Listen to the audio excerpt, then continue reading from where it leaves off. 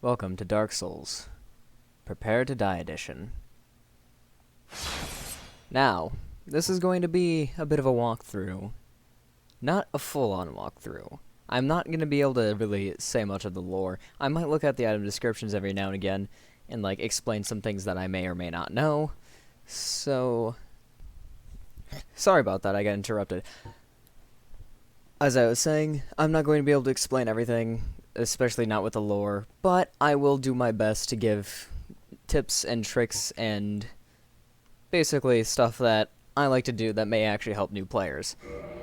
This is basically going to be a new player guide with some interesting mixes for the veterans of the series. So, character name. Let me tell you, does not really matter. Dark Souls 1 will use your Steam account name if you're playing on PC. No idea about the consoles, because I'm PC Master Race. Woo.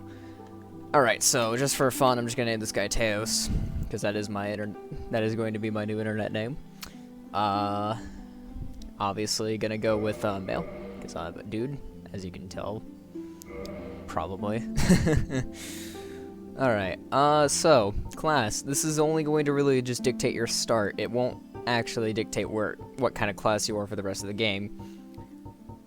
So, just pick whatever you want to start out as.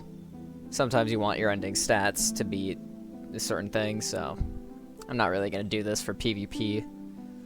I might end up at a good PvP soul level of like 125 or something, but just letting you know, I'm not going to be ending up at the final soul, or ending up with a kind of PvP build. So, we got the warrior. Now, this is a good quality character, and what I mean by quality is that the strength and dexterity are both relatively the same and high. So basically you'd focus on both strength and dex, which is actually a pretty good kind of build for only using melee weapons. Bows are worthless in this game. Sorry to break it to you. The knight has high vitality, but unfortunately for the knight, it does not have the endurance to actually have its equipment. Okay, so the knight is over encumbered at the start, unless if you unequip some things. So you're going to have to deal with a very slow-moving character, but high health. I would not recommend this for a new player. The Wanderer, I would not quite recommend, as this is a more of a dex-focused character, but it is really fun, and I did this on my first time, and I enjoyed it. It was a bit of pain, but overall, dex characters are fun, but not recommended for a first-timer. The Thief, even more dex-focused than the Wanderer, a bit more squishy as well, but starts with the Master Key. I'll explain the Master Key in just a moment. The Bandit is a bit more strength-based, at least has the endurance of what probably the Knight needs. And okay stats otherwise. Uses an axe, which, hey, might be fun. Thief uses a knife. I believe it's the Bandit knife, which is a really, really good weapon. The Wanderer uses a scimitar. I don't know what the Knight uses, because I've never really played as a Knight. The Warrior, I believe, uses a longsword. Hunter uses probably a short sword and a bow. Not recommended, because bows are worthless. Sorcerer, your int build. And honestly, sorceries are pretty good. Easy mode for PvE, worthless PvP. Pyromancies are wonderful. Soul level 1, so you're going to be able to increase your stats cheaply and effectively. So this is what most people recommend for somebody who's starting out with Dark Souls 1 for the very first time. However, I'd actually recommend the Warrior or Wanderer instead, because I am that kind of guy who just does not care about magic. And pyromancies do not require an intellect or faith stat. In fact, pyromancies, the spells themselves, do not require a stat. Instead, they scale off humanity. It's not that they require humanity to cast, it's just that they're more powerful the more humanity you have. I'll explain humanity when it becomes important. Cleric is your faith build, and faith involves miracles, so healing and light, okay, so the three magic types are sorceries, pyromancies, and miracles. Miracles are healing, more support kind of stuff, but the offensive spells are just straight, quick, and right at you. Sorceries are for really just kind of lock on and other stuff. Like, they're mostly offensive with some utility purposes, like Hush to sneak up on enemies. Featherfall, I think, is one is called. I forget, but it allows you to fall from great heights. Probably not fatal heights, though. And their spells, like their offensive spells, are more lock-on based, but slower than miracles. And pyromancies also have some utility, but their offensive spells you mostly lob at people, so affected by gravity. And now for everyone's favorite challenge run class, the Deprived. Perfectly balanced stats, and honestly, not that bad of a choice. I say this because don't knock it till you try it. Anyways, I'm going to be going with Wanderer because it's probably my favorite starting class. And as for the gift, we could either choose Nothing, a Goddess's Blessing, which will fully restore HP and can be used as a Phantom. So that's pretty nice. However, these are incredibly rare, and anybody who's chugging like 50 of them is cheating. Just letting you know. Black Fire Bombs. Explode upon impact when thrown, more deadly than a standard firebomb. Black Firebombs, I believe you get 10 of these at the start, and they're really good at cheesing the very first boss the first time you see him. I might do a bonus video on that later. Twin Humanities, normally there's just a single humanity that you get, and popping them gives you one humanity. These are Twin Humanities is the other type of humanity that you can get, and popping them provides two. However, the healing provided from both stays the same, and you'll see people use humanities to heal themselves. Now, Twin Humanities, you can use them too to heal yourself. They're a bit more rare, but it's not really that obvious to tell if somebody's popping Twin Humanities. Binoculars, the best thing ever, but don't bother getting it because, trust me, there's another spot where you can get it. Pendant, worthless. However, there was a joke on this that I might link in the description down below. Master Key. Probably what you want to start with as a beginner, unless if you choose the Thief class. I'm not going to be getting this because I know where to buy one, and I hope I don't forget to get it because I'm going to need one later. Tiny Being's Ring. Special tribal ring, HP recovers slowly while equipped. Now, when they mean slowly, they mean unnoticeably slow. As in, it ticks up every few seconds. And that's not much, like maybe 1 or 2 HP per second? Maybe even an HP every other second? I don't know the statistics on this. It's kind of worthless. Kind of. Old Witch's Ring, this is literally just for some flavor text from a certain NPC, of which I shall be choosing so I can show that off.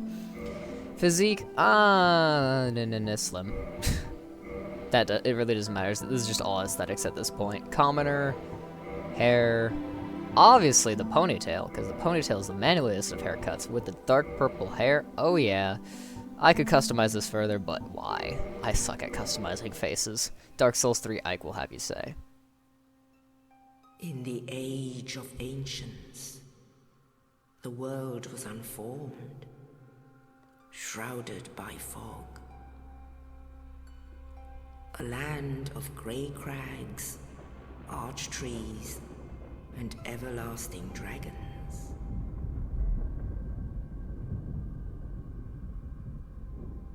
But then there was fire, and with fire came disparity, heat and cold, life and death, and of course, light and dark.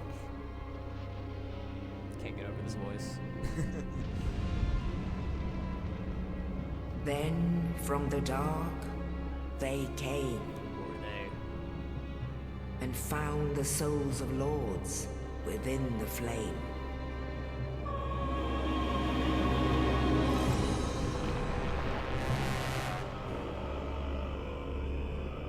Nito, the first of the dead. Neat.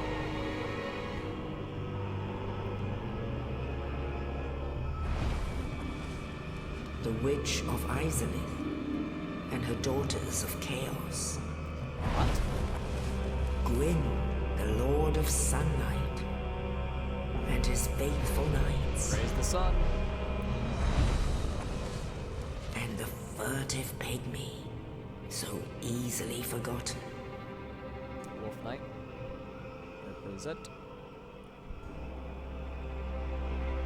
With the strength of lords, they challenged the dragons. Gwyn's mighty bolts peeled apart their stone skins. The witches weaved great firestorms. Nito unleashed a miasma of death and disease. And Seath, the Scaleless, betrayed his own, and the dragons were no more.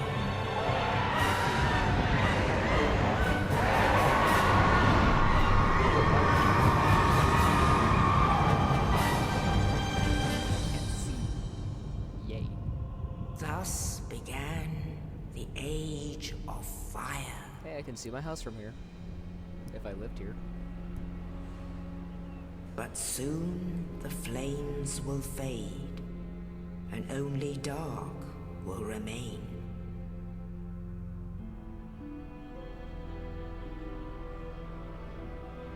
Even now, there are only embers, and man sees not light, but only endless nights. And amongst the living are seen carriers of the accursed dark side.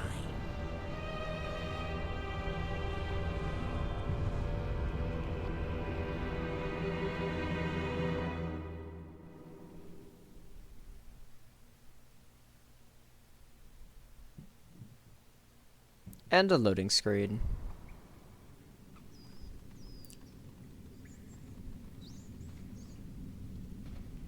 Yes, Yes, indeed. The dark The dark sign sign brands the undead. This narrator voice is amazing. And in this land, the undead are corralled and led to the north.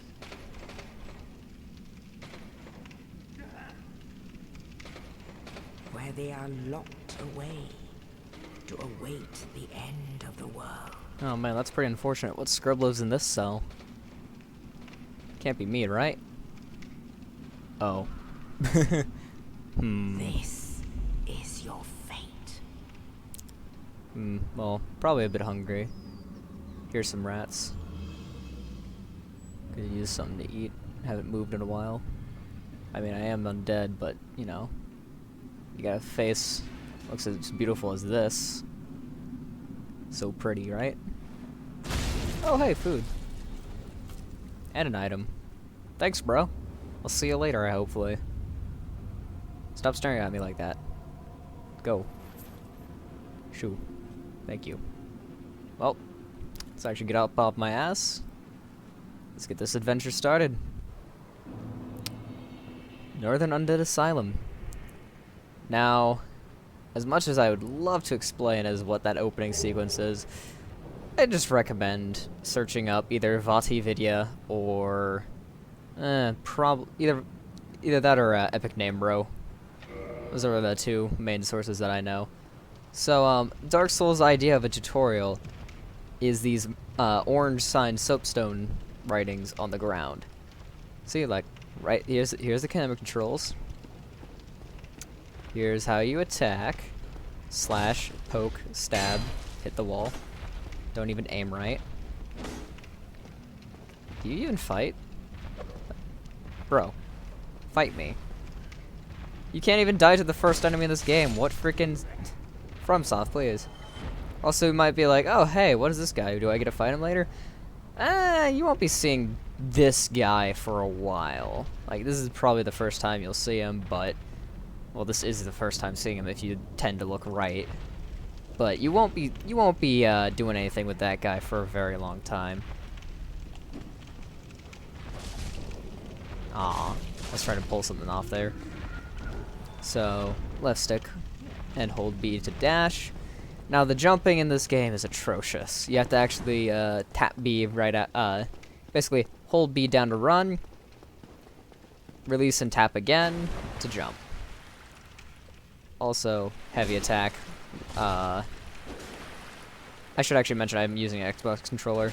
However, note that I might refer to controls on a PlayStation controller instead of an Xbox controller. Oh yeah, right. Target locking is a thing, and sometimes I might not use it, because sometimes I find it easier just to not target lock. I'll probably not mention that, but you'll notice. Rest at bonfire, recover HP. Now bonfires. Basically checkpoints in disguise. They're your best friend with benefits. Why I say that? You get to sit at a bonfire and do many things, but right now, all we can really do is nothing. Just sit at it, heal, and leave. So, when we open up these big, giant doors, I was like, I feel some shaking. What if I look up? Oh. Hi there. Well, I'd recommend, instead of trying to fight this, unless if you took black fire bombs, then throw them all willy-nilly at him, just run over here to the left here, and light this bonfire. I'm not going to bother sitting at it, because I already know this game well enough that I won't die. So, the game's not telling us, get your shield, asshole. It's like, yeah, sure, leather shield. Now, it's telling you how to open up your menu and change equipment, and then how you block, which is the left bumper. So yeah, here we go. Now, the game hasn't really taught you how to roll yet, but you could either serpentine, or you could roll through the arrows. Because it's just that, the roll iframes are really good in this game. Grab the scimitar. Just had other stuff involving the D-pad. You can either block that or roll through it, like I said, or you could just walk up behind this guy and backstab because you don't want to. You don't feel like swinging your weapon. Now, fog doors. Now these can either just lead to nothing, like this one does, or they could do something else, which I'll explain later. Actually, they have two other properties they have. So as we see, there's the guy who gave us our first meal. We walk over here. It's telling us to backstep and roll. That item up there we cannot actually access. I'll show you real quick. If we run over here, the stairs are out, and there's actually nothing back here. Let me satisfy you guys real quick. Just letting you know, nothing. This place is worthless. Now, as you can see, this door is not functioning properly. Guy right there, and the wall is kind of bit dented, bruised. Ball up the staircase. Let's actually go down here first. Open up this shortcut, and since I've already rested at that bonfire, I'm not going to worry about it. Instead, I'm going to get hit by a big fat ball. Not. Alright, who's the rude dude who set this off? Boop. You press triangle or Y to two-hand your weapon, by the way. Alright, sup? Oh, you. You're no hollow. Thank goodness. I'm done for, I'm afraid. No, you're I'll not. die soon, then lose my sanity. I wish to ask something of you. You and I were both undead. Hear me out, will you? Of course. Regrettably, I have failed in my mission. But perhaps you can keep the torch lit. There's an old saying in my family. Thou who art undead art chosen. In thine exodus from the Undead Asylum, maketh pilgrimage to the land of ancient lords. When thou ringest the bell of awakening, the fate of the undead thou shalt know. Well, now you know. And I can die with hope in my heart. Oh, one more thing. Here, take this. An Estus flask. An undead favorite. Oh, and this. Now I must bid farewell. I would hate to harm you after death. So go now, and thank you. What a shame, but I would highly recommend do not swing your weapon around this guy, for he'll like, yeah, he's about to die. We could just, like, why not shove Estus down his visor, and we are not intelligent enough to do that, no matter your intelligence score at whatever new game you are at. Unfortunately, Oscar is fated to die here. And it's a shame, because he gave us the key to get out of our cell. It's also telling us to use how to use an item. Press X. Now, the Estus flask he gave us is very important. It will allow us to heal. And resting at bonfires will replenish it. So it is our limited healing item that is replenishable. And that sound was the sound of him dying. Just as proof. He's gone now. Rip Oscar. We'll be back here later to mourn his death. Bring him some flowers. But he gave us the key to open up this door. This door was locked. So it's telling us you can wield your right-hand weapon by holding Y. Left stick to, and right bumper at the same time to kick. But I have a scimitar. Curved swords you cannot kick with. Instead you do the slash and retreat. And then your jump attack, which every weapon has, is a nice little jump attack. Can't be parried. Really useful to know. Resting at bonfires revive enemies. Don't worry, you won't be seeing that anytime soon until I start soul grinding. Now this is the area where if you chose a class that has additional items such as a bow, which is the hunter or sorcerer with the catalyst and spells, you'd get them right around here somewhere. But we have some enemies, and the smartest way to do it is just drag them out one by one and kill them. And yes, I understand target lock exists, but I don't care. Sometimes. I'm going to parry your arrow, right? Yeah, no. Ah, screw it, just die. So, behind an enemy, critical hit, and the backstab that you saw me do earlier, that's how I did it. Also, it's teaching you the plunge attack right here. This, there's another fog gate, which I will talk about in just a moment, but first I want to go over here, because it will teach you how to parry and riposte. So basically, parrying requires timing and knowledge, of the weapon's parry frames. Like that, stab in the gut, and pull out the sword. That's how you parry and riposte. I will be doing it often. Alright, now the second type of fog gate will lead you to a boss.